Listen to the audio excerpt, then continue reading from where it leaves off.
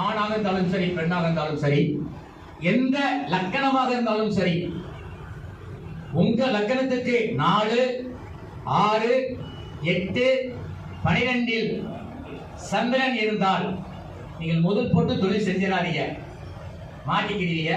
ரொம்ப முக்கியம். அடுத்து இன்னொரு, இன்னைக்கு என்ன நட்சத்திரங்க? நீங்க நட்சத்திரத்தை யார் யாரெல்லாம் பாக்குறாங்க? யார் யார் பாக்குறாங்க சொல்லுங்க பாப்போம்.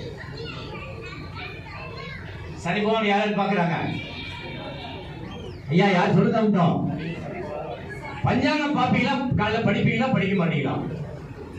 பஞ்சாங்கம் பாருங்க. யார் யார் பாக்குறாங்க? செவ்வாய், சனி பகவான், வேற யார் பாக்குறாங்க? அவ்வளவுதானா? நல்லா தெரியுமா? ரைட். செவ்வாய் எங்க இருந்து பாக்குறாரு? யார் வீட்டுல உட்கார்ந்து இருக்காரு? மிதுன கையில் எடுத்துட்டாங்க. மிதுனம் வந்து யாரு? புதன் வீடு. ஆயிலியம், கேட்டை, ரேவதி. கேட்டீங்களா? அடுத்து சனி எங்க இருக்காரு? மீனத்துல. மீன குரு வீடு. விசாகம், புரட்டாதி, உத்திரட்டாதி. அப்போ வந்துருச்சா? 3 நட்சத்திரம். புதன் நட்சத்திரம், குரு நட்சத்திரம் இருந்துச்சு. சனி நட்சத்திரம் என்ன? பூசம், அனுசம், கேட்டை, உத்திரட்டாதி. இவங்க தாங்க உட்கார்ந்து இருப்பாங்க. ஒண்ணு ராசியா இருக்கணும், லக்கண புள்ளியா இருக்கணும், இல்லாம இங்க யாரும் உட்கார்ந்து பேச முடியாது. பாத்தீங்களா? பூர்வ நட்சத்திரம் போயிட்டாங்க. பாத்தீங்களா? புறம் போயிட்டாங்க. இந்த மாதிரி இது என்ன அப்படின்னா, நான் தொலைக்காட்சியில பேசிட்டு போது 2002 பேசிட்டு இருக்கேன். ஜெயா டிவில, ராஜி டிவில, எங்கேயோ ஒரு மொழியில கிராமத்தில் உட்கார்ந்து இருப்பாங்க. நான் என்ன கேட்பேன் அப்படின்னா, இன்னைக்கு இந்த நிகழ்ச்சியில இந்த 1 மணி நேரத்துல வந்து இந்த ராசிக்காரங்க, இந்த நட்சத்திரக்காரங்க, இந்த லக்கணக்காரங்க தான் கூப்பிடுவாங்க, இந்த பெயர் உள்ளவர் தான் என்னை அழைப்பாங்கன்னு சொல்லுவேன். அதே மாதிரி எப்படின்னா, பெயர்னா குறிப்பிட்ட பெயர்ல முருகனின் மறுபெயர், பெருமாளின் மறுபெயர், சிவனின் மறுபெயர் அப்படிமே. முருகன் இருப்பா, நான் சித்தியில் பேசுறேன்மா. பெருமாளுமே, நான் ராமகிருஷ்ணன் பேசுறேன்மா. அப்படி என்ன அப்படின்னா, நல்லா கேளுங்க. கிரகத்தை லவ் பண்ணுங்க. கிரகத்தை எவ்வளவு லவ் பண்ணீங்களா? ஒரு சின்ன உதாரணம். ஒரு போன மாசம் நான் ஒரு கிளாஸ் வச்சிருந்தேன்.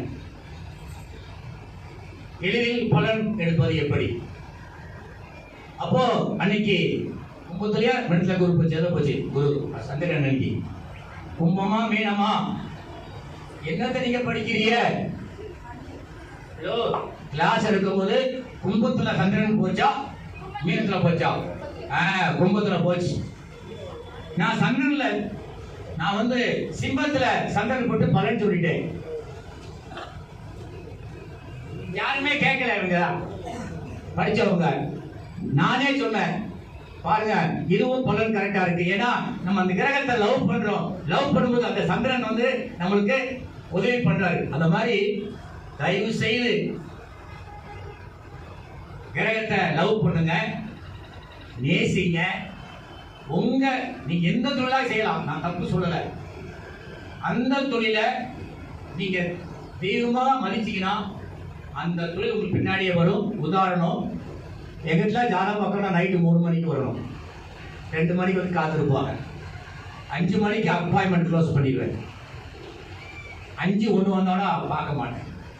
அந்த ஜாதகம் தான் பார்க்கிறேன். ஏன் அப்படின்னா, எனக்கு சனி லக்கணத்துல இருக்காரு. சனி இருட்டு கிரகமா, வெளிச்ச கிரகமா?